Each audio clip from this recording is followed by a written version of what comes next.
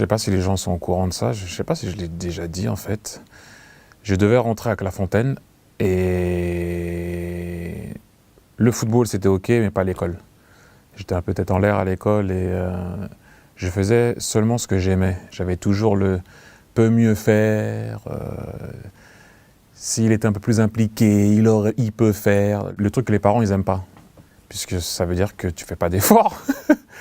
Et donc en fait, j'ai failli ne pas rentrer à Clairefontaine, il y a une place qui s'est libérée, ils m'ont pris.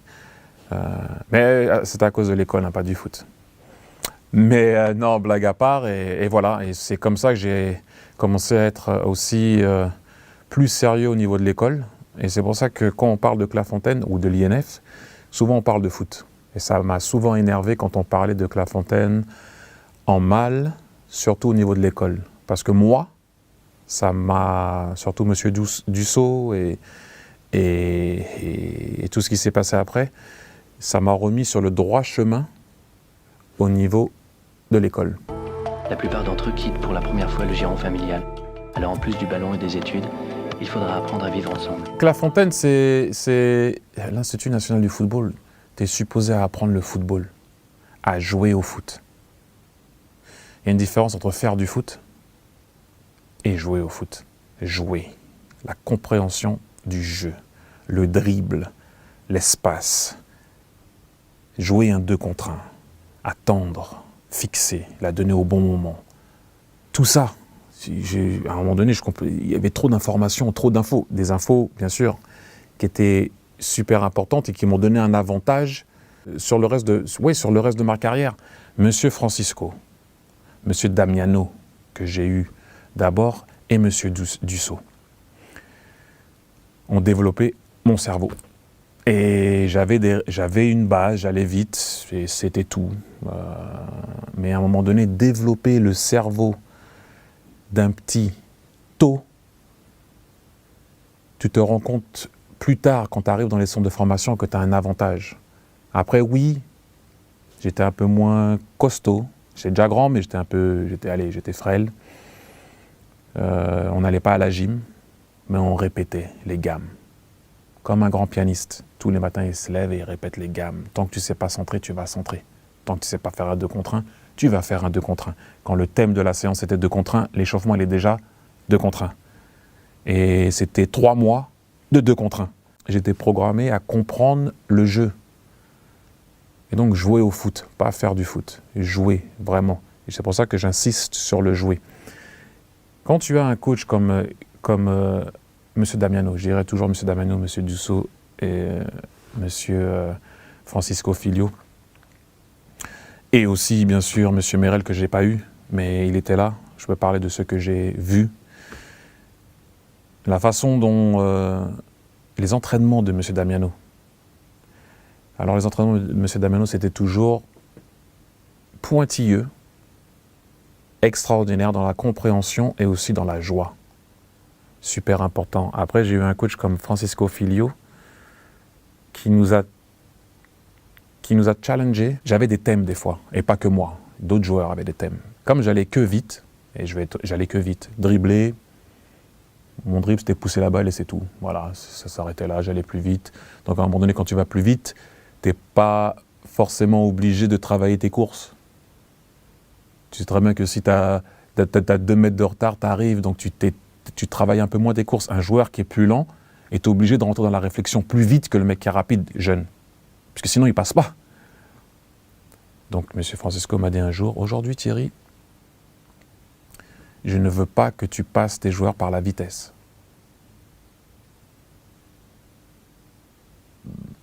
J'ai dit, mais c'est pas juste. C'est mon atout, pourquoi vous voulez me le retirer? Et il me disait, on peut dire, je m'en fous, c'est pas trop... Je m'en fous, fais quelque chose d'autre, un dribble, une vraie course d'attaquant, mais pas pousser la balle et courir. Ça, tu l'auras toujours. Si tu dois travailler, il faut travailler maintenant, après c'est trop tard. D'un seul coup, tu commences à travailler tes courses, à être un peu plus intelligent, à essayer de lire la trajectoire du jeu. Un jour, un thème, il arrive, il me dit, tu peux pas remettre la balle derrière. Mais tu joues attaquant. tu ne peux pas remettre la balle derrière. C'est-à-dire impossible. Il m'a dit, tu ne peux pas redonner la balle derrière. Mais je suis de dos. Et tout le monde me dit, comment tu fais? D'un seul coup, tu te mets de 3/4. Il faut que tu arrives à voir le jeu. Appel contre appel. Est-ce que je peux contrôler tout de suite? Qu'est-ce que je peux faire? Garder la balle. Interdiction de redonner la balle derrière. Interdiction de dribbler des fois. Je veux que tu passes ton joueur par un appel. Parce qu'à un moment donné, il y a quelqu'un qui va être plus rapide que toi, ou aussi rapide que toi, ou aussi costaud que toi. Qu'est-ce que tu as développé? Je reviens encore une fois. Le joueur qui est lent, le joueur qui n'est pas rapide, tôt développe une vision du jeu, une compréhension du jeu qui est beaucoup plus rapide que celui qui a un atout, puisqu'il utilise son atout. Surtout si son coach amplifie ça pour pouvoir gagner. Mais comme à Clairefontaine, le plus important, c'était de ne pas gagner, et moi à mon époque encore plus, parce qu'on n'avait pas d'équipe. C'est ma 3e année donc, où je suis parti, où il y a eu les moins de 17 à Clairefontaine. Mais le plus important à Clairefontaine, combien de joueurs vont jouer en équipe de France? Il y avait ce souci à Clairefontaine d'apprendre à jouer au foot, dans tous les sens du terme. Quand j'étais arrivé, moi, il y avait des grandes photos de Titi. Hein. C'était le joueur qui était passé par Clairefontaine. C'était vraiment la référence. Quand tu disais Clairefontaine, à mon époque, c'était Titi. Et il y avait des photos de lui partout. Mais en même temps, je ne suis pas objectif quand je parle de Clairefontaine. Je le sais, je suis honnête, je ne suis pas objectif. Je ne peux pas parler en mal de Clairefontaine. C'est quelque chose qui est dans mes veines. Maintenant, ce que je vous dis là, je ne le dis pas parce que je suis passé à Clairefontaine aussi. Ça, c'est la vérité. C'est la base, c'est une fondation. Ça a été une fondation pour moi. Oui, il y a eu mon père et tout le monde connaît les histoires de mon père, je ne vais pas les répéter. Mais sans fondation, sans base, la maison s'écroule. Et l'INF et Clairefontaine m'a donné cette base pour pouvoir être prêt à aller dans un centre de formation et pouvoir batailler. Le travail doit être effectué là. Et même des fois un petit peu plus tôt. Parce qu'après, c'est dur. C'est comme apprendre une langue. Quand tu apprends une langue tôt, tu as appris la langue, tu ne te rappelles même pas quand est-ce que tu sais pas. Maintenant, si je te dis il faut que tu apprennes une langue, c'est dur, ton cerveau il est formaté d'une façon, il faut réapprendre quelque chose, il faut déformater, recommencer et tout ce qui s'ensuit. C'est difficile.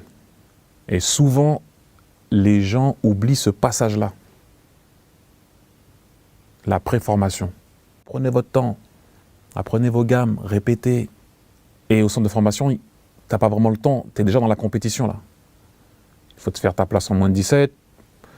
Tu commences déjà à penser si tu peux jouer en N2. À l'époque, tu commences à voir si tu peux jouer en N2. Tu rentres dans la compétition. Là, on n'est plus dans le refais ton centre. Refais ton centre. Tu ne peux pas faire ça en professionnel, tu ne peux pas faire ça au centre de formation. Bouge, tu as raté ton centre, Je me rappellerai toujours. Et ça m'a marqué. Je crois que c'était William Gallas. William Gallas, il arrive devant le gardien et il fait une super action parce qu'il jouait. Il est rentré à Clairefontaine, ailier gauche, William Gallas quand même. Pour sortir arrière droit, stopper. Enfin bref, il arrive devant le gardien, il ne fait pas la passe.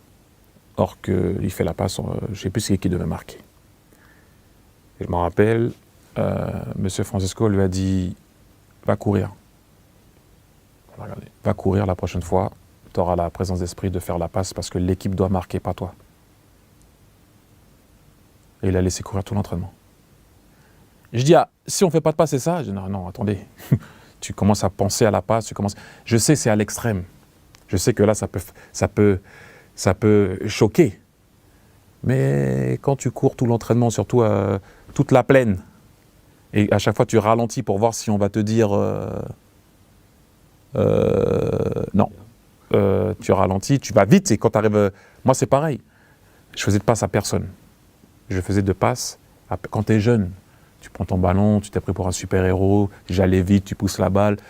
Et un jour, M. Francisco m'a dit, mais toi là, tu t'es pris pour qui? Je dis, ok, tu crois que tu vas passer tout le monde? Ok. Il m'a mis contre tout le monde. Toute la génération, il fallait que je les passe. Mais tu peux pas. Donc il me faisait comprendre qu'il faut donner son ballon. Comme une fois, il m'a dit, toi, tu aimes trop dribbler. Et tu ne dribbles pas dans les bons moments. Il m'a mis dans un carré de même pas, 5 sur 5. Et il m'a dit, allez, dribble. J'ai dribblé, je pensais que ça allait durer 5 secondes. Non, il m'a fait dribbler. Il m'a dit, dis-moi quand tu seras fatigué. T'as compris qu'il faut te donner la balle? Tu reviens, tu commences à comprendre, oui, tu commences à faire confiance aux autres, tu donnes la balle, tu te fatigues pour rien, des fois quand tu dribbles. Enfin bref, c'était des messages qui étaient assez clairs, les messages de l'époque. Hein. Je répète parce que les messages de l'époque. Mais pour moi, c'était extraordinaire. Et jusqu'au jour d'aujourd'hui, je parle toujours à M. Damiano, je parle toujours à M. Joaquim Francisco Filho. Toujours. Ça te responsabilise, ça te fait comprendre qu'il faut s'épanouir et avoir d'autres choses. Parce que quand tu es petit, c'est facile, c'est beaucoup plus facile. Tu es plus costaud que ta puberté, tu es plus grand. Te faire comprendre que plus tard, ça ne sera pas comme ça. Pas seulement le dire, le faire. Pareil, une fois avec, je me rappellerai toujours, il y avait un défenseur derrière, et moi devant, le typique, hey, tu me mets que des ballons nazes, l'autre, hey, toi tu cours pas, replace-toi, vous les défenseurs, vous les attaquants, vous les défenseurs, vous êtes feignants, et vous voulez pas jouer. Papa. M. Francisco, il a dit, stop, Thierry va derrière, Jordan va devant. Et j'ai compris que c'était dur derrière, et Jordan, il a compris que c'était dur devant. On a commencé à se comprendre. Et accepter la difficulté de l'autre. Mais s'il ne me fait pas jouer derrière, on se reste dans l'embrouille, dans les vestiaires. Je dis, hey, derrière. On a commencé quand je suis rentré, je dis, hey, c'est pas facile, hein, quand le mec il part en profondeur, je sais pas s'il va jouer leur jeu, pas leur jeu. Waouh! Et lui, pareil. Et quand tu fais un sprint, il faut revenir, il faut resprinter, il faut revenir, il faut resprinter. Ah, je dis, ah, tiens, tu comprends. Eh oui. Parce que le sprint, je dis bien souvent, là, je vais loin, je vais aller loin. Quand un marathonien termine sa course, là, je parle de l'élite, on parle de l'élite. Donc, les Kenyans, en général, ils gagnent, les Éthiopiens, à la fin, ils peuvent parler. Enfin, ils terminent, ils s'arrêtent un peu, mais ils peuvent parler. Un coureur de 100 mètres, il ne peut pas parler à la fin de 100 mètres. Ce que demande le sprint et la répétition de sprint au corps humain, c'est terrible. C'est pour ça souvent qu'on voit l'attaquant sprinter, revenir et resprinter. À un moment donné, je ne dis pas que c'est facile, hein, le reste. Attention. Mais il a fait comprendre, à ce moment-là à Jordan, que sprinter à répétition, c'est pas facile. Jordan a commencé à comprendre mon rôle, et moi j'ai compris le sien. J'ai dit, ok, moi j'ai toujours râlé hein, quand même, mais j'ai quand même râlé. Quand tu sors de l'entraînement, premier truc que tu fais, qu'est-ce que tu fais? Tu arrives au self, tu vois où il est le self avec la fontaine. Tu arrives, tu prends du pain. Et en passant, tu tapes un bout de pain, tu mets du beurre, fromage dedans, peu importe ce que tu fais, tu mets du pain, Et puis quand tu arrives, tu te sers, tu as déjà un peu moins faim. M. Damiano, tous les soirs, il venait nous regarder manger. Quand tu te levais, je dis, mais Thierry, mais t'as pas fini de manger? Je dis, si. Non, il reste du pain. Je vais le ramener. Tu le ramènes pas, tu termines. Ça t'apprendra la prochaine fois à prendre ce que tu as besoin. Mais tu ne ramènes pas ça là-bas et surtout, tu ne le jettes pas à la poubelle. Mais termine. Comme chez moi. Je dis, oh. Et puis quand tu arrives, ok, prends un bout de pain, prends 2 bouts de pain. Si tu en veux, tu vas te resservir. Parce qu'en plus, quand tu arrives, tu as 13 ans, tout est là. Encore une fois, tu es là. Tu te sers, self-service. Tu te sers. 2 desserts. Non, un dessert. Ouais, mais un dessert, il y a du monde qui arrive derrière. Tu n'es pas tout seul ici. C'est des trucs tout simples. Toujours, Clairefontaine et l'INF a été associé à seulement le foot. Le foot. Non, on te donne aussi des vraies valeurs. J'ai que des bons souvenirs. Personnellement, après les gens vont me dire oui, mais bon, en même temps, non. J'ai que des bons souvenirs. Et même quand c'était dur, c'est des bons souvenirs parce que j'ai appris. Tu apprends encore plus dans le dur. C'est comme, encore un exemple. Au milieu de la première année, je signe à Monaco. Et au début de l'année, on te dit, calmez-vous, il y aura des clubs qui vont venir maintenant, vous êtes à Clairefontaine. On faisait ce qu'on appelle les démonstrations. Donc, ça veut dire que quand il y a des coachs qui viennent passer leur diplôme, c'était toujours nous. On devait démontrer les exercices, tout ça. Et en général, quand tu démontres les exercices, les mecs, ils te voient jouer. Donc on savait, enfin bref. Il y a Monaco qui me demande de venir voir le centre de formation en janvier, donc de ma première année, janvier. J'y vais, je signe tout ce qu'il ne faut pas faire. Tout ce qu'il ne faut pas faire. C'était pas interdiction de signer, mais en fait, ils avaient peur que si un joueur signe, ben ça y est, il va se la couler douce, il a Clairefontaine, il est supposé apprendre. Mais moi, je l'avais pris d'une autre façon et j'avais compris en fait le message de M. Dussault. Il avait peur que je me la coule douce.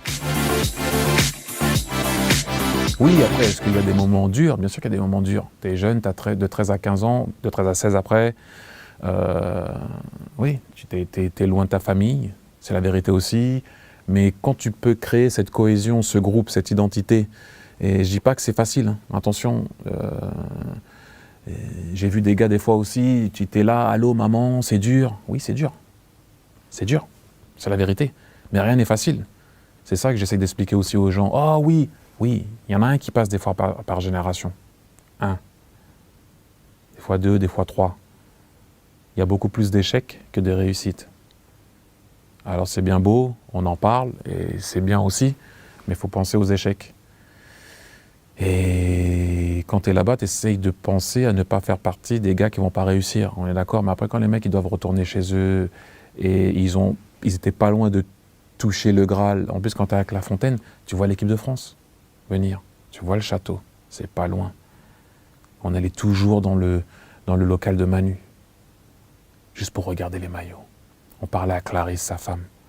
On allait juste regarder les maillots. Oh, Manu, on peut voir les maillots. Il nous laissait, je sais pas si ça a déjà été, il nous laissait derrière le comptoir, là. Et on regardait. Et rentrez pas! Nous, on pouvait rêver avec nos yeux. On regardait les maillots, les trucs. Et on voyait les survêtements de l'équipe de France. Donc, t'es là, mais t'es pas là. Tu allais voir les entraînements de l'équipe de France au Platini. Donc à un moment donné, si tu restes pas tranquille, et si tu travailles pas, et si tu fais pas ce qu'il y a à faire, tu peux vite te perdre. Et pourtant, il y a rien d'extraordinaire. On n'est pas en train de te dire, tu arrives à Monaco, il y a le casino, il y a de l'argent, ou tout ce qui s'ensuit. Mais le rêve sportif fait que des fois, c'est pas évident quand même. Mais, M. Dussault, M. Merel, qui avait la génération en dessous, moi quand je suis monté en deuxième année avec M. Francisco, essayait toujours de nous faire redescendre. Tu es dans un rêve, comment? C'est pas facile d'avoir cet équilibre entre le travail, le rêve, et d'un seul coup, tu étais dans ton quartier à galérer, et t'arrives, on t'a donné une paire de copas qu'il fallait garder à l'année. Bien sûr, on te responsabilise. Hein. Tu regardais ta paire de copas, ta gourde, ton ballon gonflé. Quand ton ballon n'était pas gonflé, M. Francisco le dégageait, va le gonfler, revient avec ton ballon. Chaussures sont bien cirées, ok, tu peux t'entraîner. Ballon gonflé, ok, t'as pas mis d'eau, va mettre ton eau. Tout ça. Donc on essayait quand même de te donner des valeurs. Mais à l'arrivée, d'un seul coup, tu te retrouves avec une paire de copas, tu te retrouves avec une paire de Beckenbauer à l'époque, tu te retrouves avec un ballon à toi, ton ballon à toi, pas le ballon pour la cité, ton ballon à toi. Tu vois l'équipe de France, il y a des mecs qui commencent à aller en équipe de France. Oh, toi, tu dois... Oh là là, il y a Monaco qui me veut. Oh, il y a Nantes, il y a Auxerre qui me veut. C'est pas évident quand même à gérer. Merci, mais le vrai merci. M. Francisco me disait dribble. Mais, bien sûr, pas n'importe comment, mais dribble. Prends des risques. Dribble. Avant, j'entendais toujours « Arrête de dribbler! Donne ton ballon! Arrête de décrocher! Reste dans la surface! » Arrêtez, c'est trop court! Quand tu vois Xavi et Nessia jouer, ils se faisaient des passes à 1 mètre. Pour pouvoir jouer long, il faut jouer court d'abord, à tirer. Pour pouvoir toucher la pointe du triangle, et les deux d'en bas, celui qui a fait la passe, l'autre va rejoindre la pointe du triangle pour pouvoir avancer. C'est pour ça que tu joues en triangle. Pour défendre, ça te permet de bien défendre parce que la pointe va presser, les deux couvrent. Et pour avancer, le triangle il est parfait aussi parce que ça joue, on touche la pointe, lui il va monter pour venir en soutien de la pointe. La force du triangle. Mais quand j'étais petit, avant et même après, j'ai entendu arrêter de jouer, vous êtes trop près l'un de l'autre et arrêtez de dribbler. Tu dis à un dribbleur d'arrêter de dribbler. Avec La Fontaine, on te dit dribble. Au bon moment, quand, où. Mais tu dribbles. Si c'est ta force, dribble. Après, ça dépend ce que tu veux faire aussi. Hein. En même temps aussi, on n'avait pas d'équipe. On jouait les matchs amicaux, mais c'est le principe quand même. Même à l'entraînement, c'était toujours refait, c'est pas grave. On le refera jusqu'à temps que tu réussisses. On a le temps. Mais en même temps, comment tu prépares quelqu'un à rentrer dans une arène? ou une cage de lion. Et j'abuse, hein, mais quand tu prépares, les marines ils se préparent pour aller à la guerre, ils ne font pas des entraînements pour aller à la plage. Ils vont à l'extrême, dans le rouge. Comme ça, tout ce qui est en dessous du rouge, ça devient du normal. Eh bien, Clairefontaine, au niveau de la technique et du cerveau, on est dans le rouge. Il y en a un qui passe sur 90, des fois dans le centre de formation, parce qu'il y a la génération d'avant, il y a la génération d'après, tu regroupes 20, 20, 20, les anciens qui sont déjà là, qui jouent en national, tu rajoutes 20, tu es dans les 80, 60. Entre 60 et 80, les 70. Qui va passer? Pas celui qui n'a pas répété, pas celui qui n'a pas été exigeant. Et heureusement que je suis passé par là. Non mais ça c'est clair, je ne peux pas parler, si on parle de foot, je vais parler de l'INF. C'est sûr et certain.